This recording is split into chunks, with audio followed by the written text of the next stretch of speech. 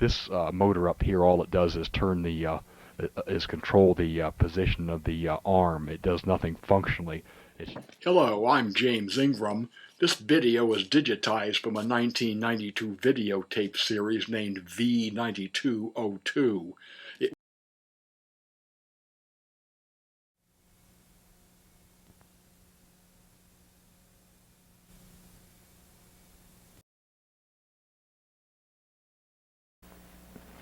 The basic operation of this automatic block is as given in this publication P8811.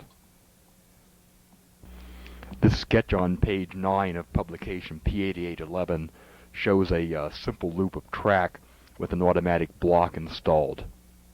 The main thing to be concerned about is the two sections of the block. There's an on-off section of the block as shown here by the block being installed. Preceding that section is a slowdown section. When the block is green, both the on-off section and the slowdown section are pretty much at full voltage. When the block is in the red state, this section is completely off, and the slowdown section operates at a reduced voltage. The basic purpose of this block is to prevent faster trains from overtaking slower trains. Here we're looking at the same thing but more in schematic form, again with the basic block shown here in the slowdown section shown to the left of it. Train direction is traveling from left to right as shown by this little engine here. In the green state, which is what this sketch shows by the solid lines, these parts right here represent the points of the 1203 relay. Power, when it's in the green state, power comes in from in front of the block, goes down this path to the on-off section.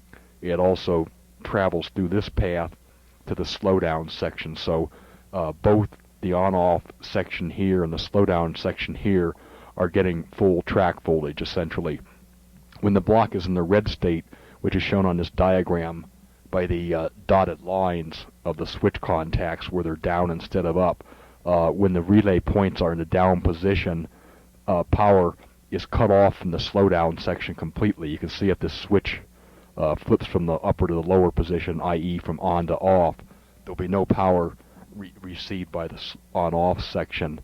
And when the slowdown, the other set of points, the power comes in, when this is in the lower position, the power's got to come in and go around through the resistor or rheostat and out to the track. So the slowdown section still gets power, but it's going through the resistor, so it gets a reduced voltage, hence the name, the slowdown section. Trains will run at a reduced speed in this section.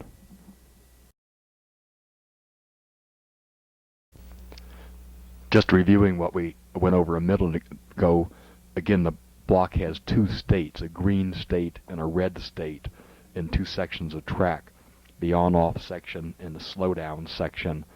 In the green state, the on-off section is on. In the slowdown section is at full voltage. These are really both at full voltage essentially.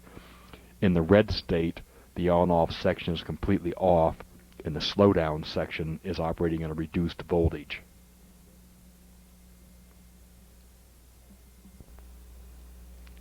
Going back to page 9 of publication P8811, let's discuss briefly how the block now is being changed from those two states, the red state and the green state that we talked about.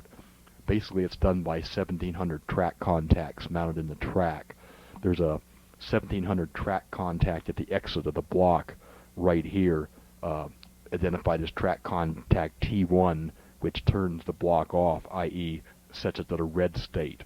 The second track contact, identified as track contact T2, is mounted somewhere beyond the block, shown here in this picture, and that sets the block to the green state, i.e. turns the block back on. So when trains cross this track contact, they set the block to red. When they cross this track contact, they set the block to the green state. The basic principle is, with multiple trains shown on the loop, as in this sketch, if a train such as this one has exited the block, it is set it to the red state. This train here that might be trying to catch train A up here will be forced to slow down, as it's shown in the slowdown section now. If it gets all the way up to the on-off section and this block is still in the red state, that train will be forced to make a complete stop. When this train A then goes over the track contact T2, it will set the block to the green, thus the green state, thus turning the block back on, and train B back here can proceed. So what this does essentially is define a length. In this sketch it would be from here essentially around to here where track contact T2 is. It defines a length between trains as they go through the block. So it's producing spacing.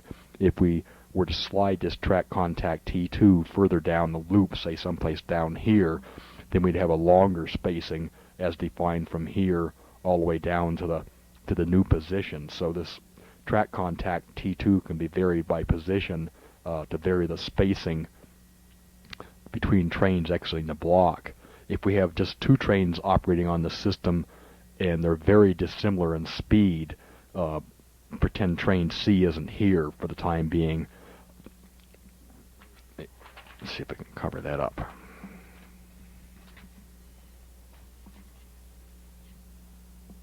We'll just cover train C up.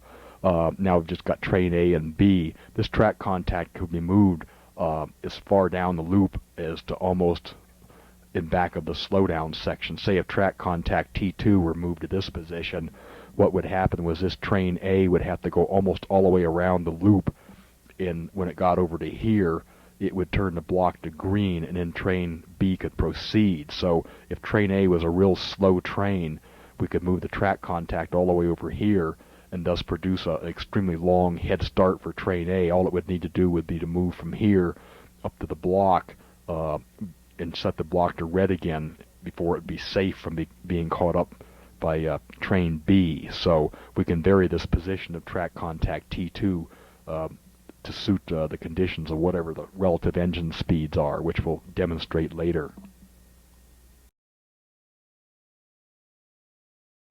This is the block we'll be using for demonstrating in this part of the segment. Basically, as you can see, it's designed to be modular. Just reviewing quickly a couple of the components, which I'll discuss in more detail later. The direction of travel, as you're looking at, is from the left to the right, is indicated by the direction of this locomotive.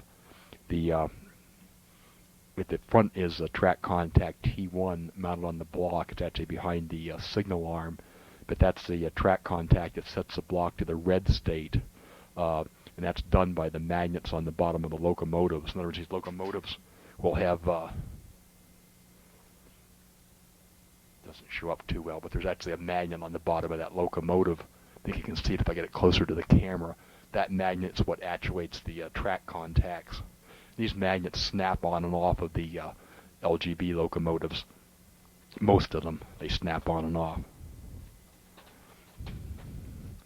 On this side of the block, we have the 5094 switch motor and the signal arm.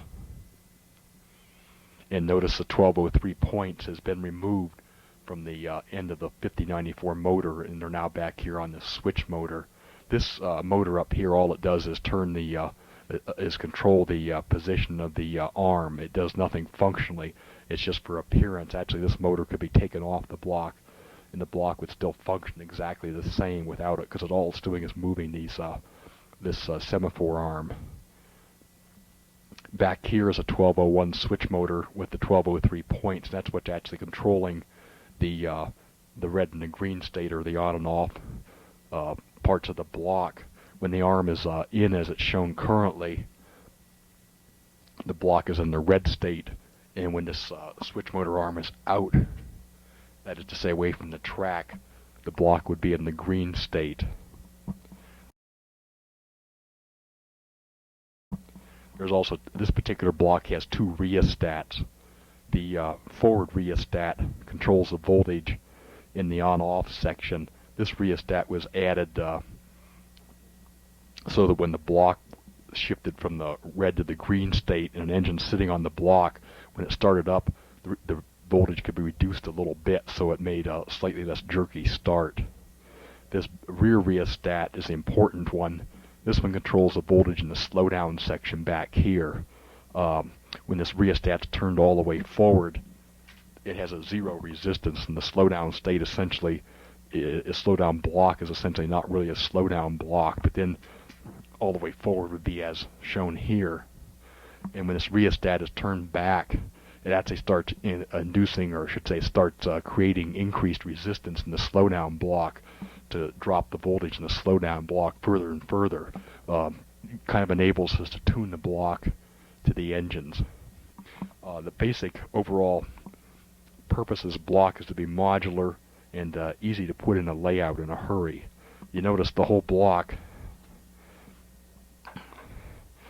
is essentially pretty much self-contained. Let's lift it up here. It's all one unit.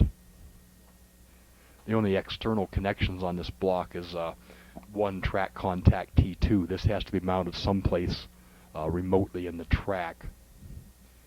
The second external connection is this AC power wire. This runs off standard 16 volt AC power from an LGB power pack. And what I've used here is Radio Shack type connectors just to make these easy to put together. The idea is basically you can just buy Radio Shack standard phono plug connectors like you normally use for stereo speakers and just plug these together for AC power.